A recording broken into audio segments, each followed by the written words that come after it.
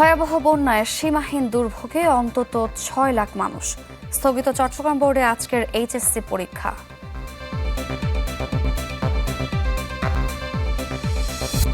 Martial আর্টের আড়ালে উগ্রবাদ ছড়ানোর অভিযোগ, ফাতা কমব্যাট সিস্টেমের তদন্তে আইনশৃঙ্খলা বাহিনী।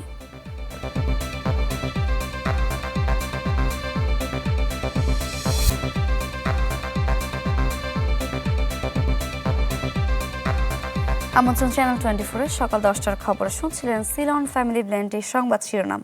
আপনাদের সাথে আছি আমি সারিকা তাবাসসুম। ভয়াবহ বন্যায় ভাসছে চট্টগ্রাম অঞ্চলের 5 জেলার শত শত গ্রাম। চরম কষ্টে পানিবন্দী অন্তত 6 লাখ মানুষ। রাস্তা ডুবে যাওয়ায় যোগাযোগ বিচ্ছিন্ন রয়েছে অনেক এলাকা। ভিড় বাড়ছে আশ্রয় কেন্দ্রগুলোতে, তবে পর্যাপ্ত ত্রাণ সহায়তা না পাওয়ার অভিযোগ আছে বানভাসীদের। ভারী বৃষ্টির কারণে পাহাড় ধস ও বন্যার প্রভাবে গেল 5 দিনে মৃত্যু হয়েছে 35 জনের।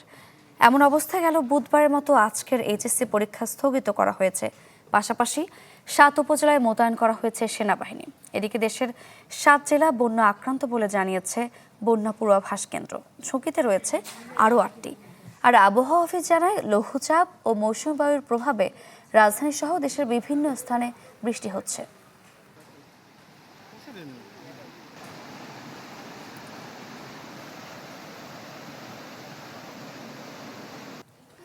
কক্সবাজার আর নোয়াখালীর সবশেষ পরিস্থিতি নিয়ে জানবো। শুরুতেই কক্সবাজার চলে যাব, সেখান থেকে যুক্ত হচ্ছেন সহকর্মী আজিম নিহাদ। আজিম নিহাদ, জানাবেন সার্বিক পরিস্থিতি। সারিকা, গত পরশুদিন থেকে আসলে চকরিয়া এবং পেকুয়ার যে জায়গাগুলো রয়েছে সেখানে শত শত গ্রাম কিন্তু পানিতে তলিয়ে গেছে এবং মাতামুহুরীতে উপর থেকে যে ঢল নেমে আসে সেই ঢলে সেখানে বন্যা পরিস্থিতি তৈরি হয়েছে। ইতিমধ্যে সেখানকার উপজেলা নির্বাহী কর্মকর্তা চকরিয়ার তিনি জানিয়েছেন যে ইতিমধ্যে প্রায় 1 লক্ষ মানুষ বন্যা দুর্গত অবস্থায় রয়েছে। তাদের মধ্যে প্রায় 7,000-এর মতো লোকজনকে তারা বিভিন্ন আশ্রয় কেন্দ্রে নেওয়ার চেষ্টা করেছেন এবং বেশ কিছু লোকজন আশ্রয় নিয়েছেও। তবে সেখানে যারা আশ্রয় নিয়েছেন তাদের বাইরে যারা রয়েছে তারাও চরম দুর্ভোগে আছে এবং যারা আশ্রয় নিয়েছেন তাদের মধ্যেও অনেক খাদ্য সংকট সহ নানা ধরনের সমস্যা দেখা দিয়েছে। কারণ যে সমস্ত জায়গাগুলোতে আশ্রয় নিয়েছে সেই জায়গাগুলো আসলে বন্যা কবলিত এলাকা, সেখানে পৌঁছানো তাদের পক্ষে কষ্টকর হয়ে যাচ্ছে। অন্যদিকে আমরা যেটি দেখেছি যে পেকুয়াতেও একই অবস্থা বিরাজ করছে এবং পেকুয়াতে আপনার সেখানে পেকুয়ার মেহেরনামা সহ বেশ কিছু জায়গা রয়েছে যেখানে বেড়িবাঁধ ভেঙে আসলে পানি ঢুকে পড়ছে এবং শুধু পেকুয়া নয়, পেকুয়ার বাইরেও আরো ঈদগাহ, রামুর যে গর্জনিয়া সহ বেশ কিছু জায়গা রয়েছে যেখানে বন্যা পরিস্থিতি থাকে। তবে জেলা প্রশাসন বলছে তারা আসলে সার্বিক সহযোগিতার জন্য ইতিমধ্যে সেল গঠন করেছে এবং সেখান থেকে তারা সহযোগিতা দিয়ে যাচ্ছে। সারিকা, ধন্যবাদ আপনাকে। আমাদের সঙ্গে নোয়াখালী থেকে আছেন সহকর্মী হাসিব আলামিন। হাসিব, নোয়াখালীতে 50,000 মানুষ পানিবন্দী রয়েছে, সেখানে ত্রাণ কিংবা আশ্রয় কেন্দ্রের পর্যাপ্ত ব্যবস্থা রয়েছে কিনা জানাবেন। সারিকা তাবাসসুম, আমি এই মুহূর্তে অবস্থান করছি নোয়াখালীর হাতিয়া উপজেলার নলচিরা ইউনিয়নের ফজল মাঝি গ্রামে। এখানে যে গত কয়েকদিনের অতিবৃষ্টি ছিল, ভারী বর্ষণ ছিল এবং জোয়ার ছিল, তার ফলে এখানে একটা বেড়িবাঁধ ক্ষতিগ্রস্ত হয়েছে। আমরা উপজেলা প্রশাসনের সাথে কথা বলেছি এবং পানি উন্নয়ন বোর্ডের সাথে কথা বলেছি। তারা বলেছেন হাতিয়া উপজেলায় প্রায় 24 কিলোমিটার বেড়িবাঁধ ক্ষতিগ্রস্ত হয়েছে, তার ভেতরে 13 কিলোমিটার অতি গুরুত্বপূর্ণ যেগুলো ক্ষতিগ্রস্ত হয়েছে। এখানে প্রায় 50,000-এর অধিক মানুষ পানিবন্দী রয়েছে। এখানকার যারা ক্ষতিগ্রস্ত রয়েছেন, পানিবন্দী রয়েছেন, তারা কিছু কিছু শুকনো খাবার পেলেও স্থানীয় সংসদ সদস্য যিনি আছেন আব্দুল হান্নান মাসুদ, তিনি এখন পর্যন্ত কোনো ধরনের সহায়তা করেননি বলে সাধারণ মানুষজন বলছেন। এছাড়াও এই পানিবন্দী মানুষরা বেশিরভাগই তাদের যে বাড়িঘর রয়েছে, ফসলি জমি রয়েছে, আরো বিভিন্ন যে রান্নাঘরের চুলা রয়েছে, সবগুলো তলিয়ে যাওয়ার কারণে তারা মূলত রান্নার চুলাতে আগুন জ্বালাতে পারেনি বেশ কয়েকদিন ধরেই। আজকের এই দুর্যোগপূর্ণ আবহাওয়া পরিস্থিতি কিছুটা উন্নতি হলেও, সকাল থেকে বৃষ্টি না থাকলেও আকাশ কিন্তু মেঘলা রয়েছে, যার ফলে এখানকার এসএসসি পরীক্ষা হবে। তবে সাধারণ মানুষজন যেটা বলছেন, তারা আতঙ্কের ভিতর পার করছেন। এই বেড়িবাঁধ যদি ভেঙে যায় তাহলে এখানে ফসলি জমি রয়েছে, মাছের ঘের রয়েছে, সেগুলো ক্ষতিগ্রস্ত হবে। মানুষজনের ঘরবাড়ি বিলীন হয়ে যাবে। মানুষজন যখনই ঘূর্ণিঝড়, জোয়ার, জলোচ্ছ্বাস আসে তখন মানুষজনের ঘরবাড়ি ভেঙে যায়, বিলীন হয়ে যায়, মানুষ ভিটেমাটি হারা হয়ে যায়। প্রতিনিয়ত ভাঙন এবং এই প্রাকৃতিক দুর্যোগের ভয়ের ভেতর দিয়ে পার করছেন এখানকার মানুষ। সারিকা, হাসিব, এই ছিল ধন্যবাদ আমার। আপনাকে। নোয়াখালী এবং কক্সবাজার থেকে বন্যা পরিস্থিতির খবর জানছিলাম।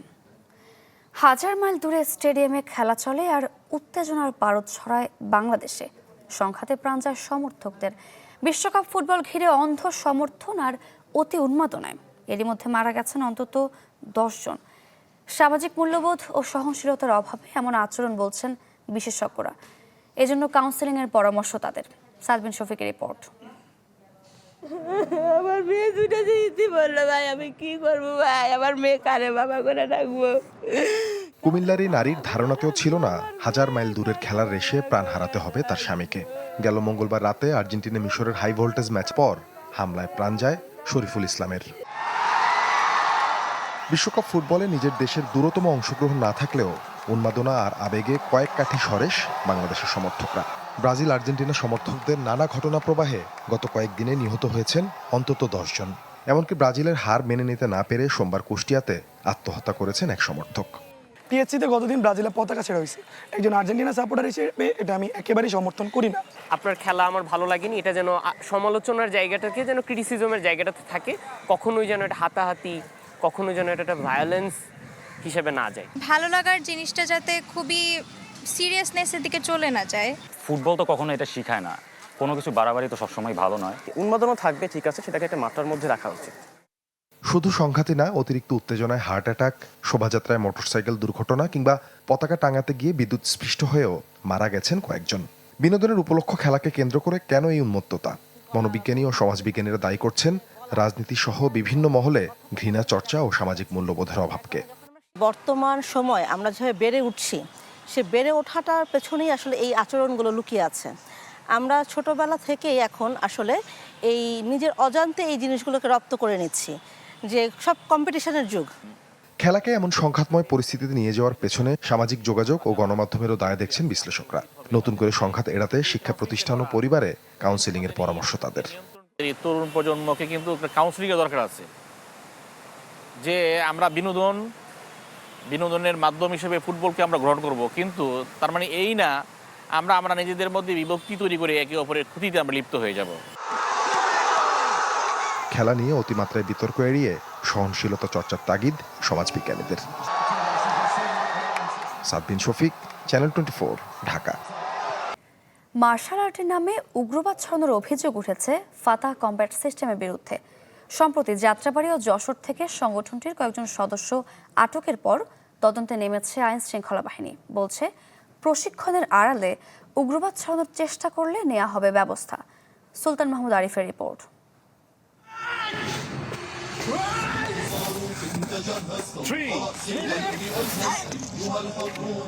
সামাজিক যোগাযোগ মাধ্যমে নিয়মিতই প্রকাশিত হচ্ছে বাধা অতিক্রম, দৌড়, লাঠি খেলার আত্মরক্ষার কৌশল।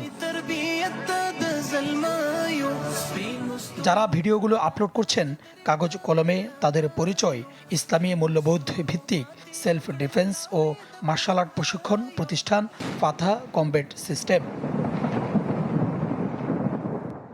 প্রতিষ্ঠানটির সাথে শুরুতে অনলাইনেই যোগাযোগ হয় আগ্রহীদের, পরে বিভিন্ন ধাপে দেওয়া হয় অফলাইন প্রশিক্ষণ।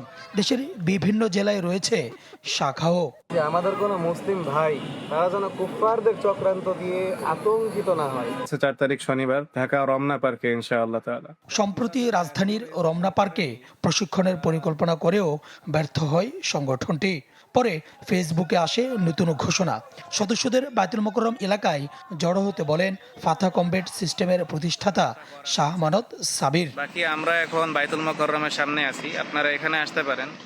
এরপর তারা যান যাত্রাবাড়ির একটি মাঠে, যেখানে অভিযান চালিয়ে উগ্রবাদে সম্পৃক্ততার অভিযোগে 6 জনকে গ্রেপ্তার করে পুলিশ।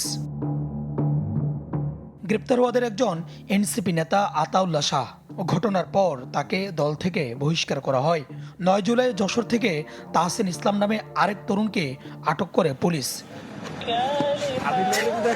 আইনশৃঙ্খলা বাহিনী বলছে, শুধু প্রশিক্ষণ নয়, অর্থ সংগ্রহের জন্য সংঘবদ্ধ অপরাধেও জড়িয়ে পড়ছিল সংগঠনটির কিছু সদস্য।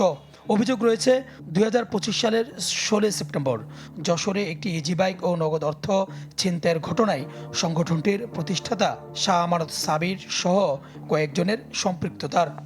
সবসময়ই গোয়েন্দা নজরদারির মধ্যে থাকে এবং আমরা যে কেউ যে কোনো ধরনের প্রশিক্ষণ দিতে পারি, কিন্তু প্রশিক্ষণের যদি ভিন্ন কোনো উদ্দেশ্য থাকে এবং প্রশিক্ষণের সাথে জড়িত ব্যক্তিদের যদি অতীতের কর্মকাণ্ড যদি সন্দেহজনক হয়, আমরা সাথে সাথেই ব্যবস্থা নিই। সম্প্রতি রাজধানী সহ দেশের কয়েকটি স্থানে আরবি হরফে লেখা বিভিন্ন পতাকা টানানোর ঘটনাও ঘটছে। বিষয়টি নজরদারিতে রয়েছে বলে দাবি পুলিশের। সুলতান মাহমুদ আরিফ, চ্যানেল 24, ঢাকা। জয়পুরহাটের ভটিয়াপাড়া সীমান্ত দিয়ে 3 জনকে পুশিনের চেষ্টা করেছে ভারতীয় সীমান্তরক্ষী বাহিনী বিএসএফ। তবে বিজিবি ও স্থানীয়দের তৎপরতায় তা প্রতিহত হয়। বিজিবি জানায়, ভোরে সীমান্তের লাইট বন্ধ করে রামকৃষ্ণপুর এলাকায় 275/7 এসসাব পিলার দিয়ে 3 জনকে পুশিনের চেষ্টা করে বিএসএফ। বিষয়টি টের পেয়ে গ্রামবাসী তাদের আটকে রেখে বিজিবিকে খবর দেয়। বিজিবি তাদের ফিরিয়ে দিলে তারা সীমান্তের শূন্যরেখা অবস্থায় নেয়। পরে পতাকা বৈঠকে বিজিবি ও বিএসএফ সদস্যদের মধ্যে বাকবিতণ্ড হয়। শূন্যরেখায় 3 জনকে রেখে ফিরে যায় বিএসএফ।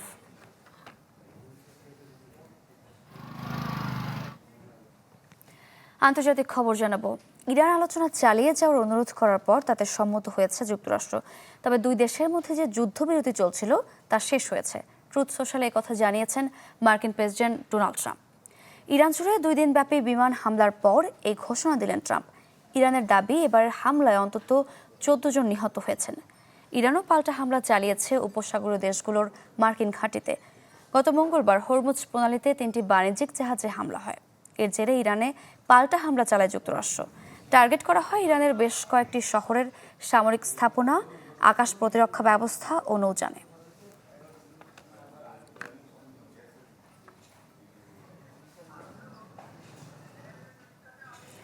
এই ছিল সকাল 10টার খবরে। এতক্ষণ সাথে থাকার জন্য ধন্যবাদ সবাইকে।